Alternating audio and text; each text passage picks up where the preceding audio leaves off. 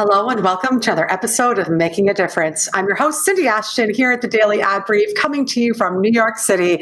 We're going to head over to the city of crazy, which I like to call Las Vegas. All kinds of good crazy, bad crazy, it's all kinds of crazy. And we have today a woman who is high energy, full of life, hilarious, and brilliant. Her name is Cathy Brooks of Unleashed Leadership. Hello, Cathy. Hello, Cindy. So good to see you this morning.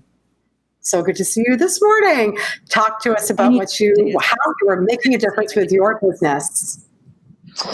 So Unleashed Leadership changes, transforms families, people, communication by teaching us to get down to basics, that everything that we need to know about how to connect with others, how to be our best selves, we can learn from dogs, literally from dogs. So I was a career communications professional in Silicon Valley, turned dog trainer, and now I'm bringing it all back home to connect people with other people.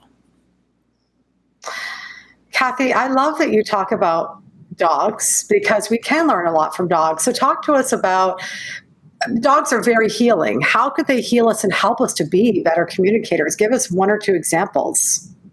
It's a great question. You know, we know when we pet a dog, we see a dog, they're cute, they give us that warm, fuzzy feeling inside. It actually goes so much deeper than that, that the fundamental way that dogs engage with each other in a collective environment, you might call it a pack or a family, that the way that the dog gets to be in its own agency, if you will, that a dog has a sense of boundaries, a sense of relationship to others, and that it all comes from this place of fierce compassion, that I have my boundaries, I have my respect for my space, and I respect the space of others. And so by deconstructing the way that dogs and humans interact, we can actually, as humans, come to a better place of connection with each other. That is fantastic, because to think about that, it's true. Dogs have boundaries. They know when to bark. They know when to back up, but they also know when to engage and when to help and when to be in community. I think that's fantastic. And so when you're working with clients, are you actually bringing canines into the mix? Well, the secret sauce of the work that I do is that it integrates dog training with the coaching and communication work. So most of the work I'm doing at this point, I am doing corporate programs, and so I will bring dogs in with me to those corporate training sessions. But a lot of times I'm working with individuals or with families who maybe initially were looking to stop the dog from pulling on the leash or something simple. And that in really deeply engaging on a deeper coaching level, that it's not just about the training for the dog, it's really about fixing both ends of the leash.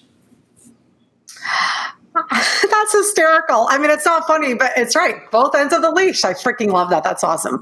So talk to me about how your journey started out with being in love with dogs and seeing the value of them. Where did that inspiration and motivation come from?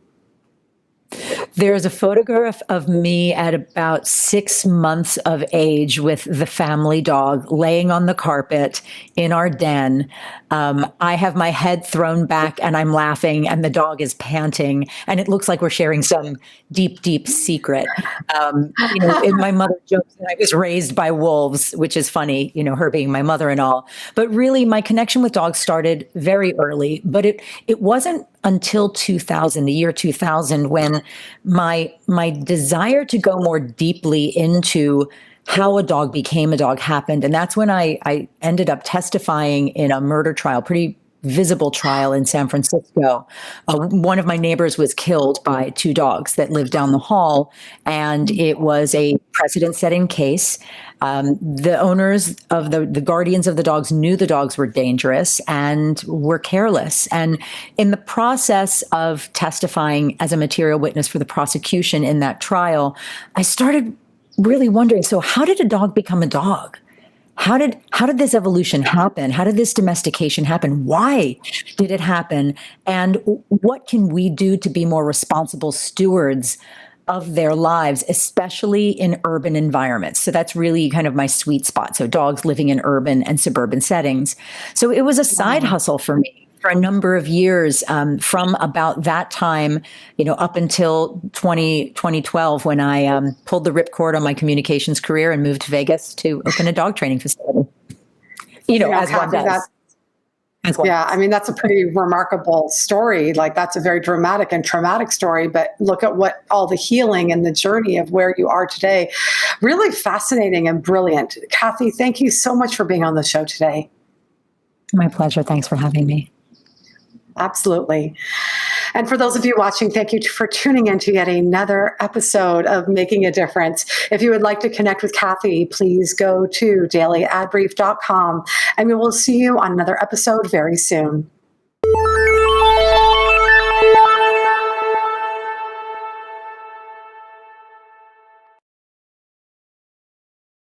Simplify presents Addressable CTV, combining the power of TV with the targeting and attribution of digital. Simplify's Addressable CTV delivers massive reach with the ability to scale without sacrificing precision. TV buyers can generate incremental reach with household-level targeting, frequency controls, reporting, and insights. To learn more about Simplify's Addressable CTV and what it can do for your clients, visit simply.fi.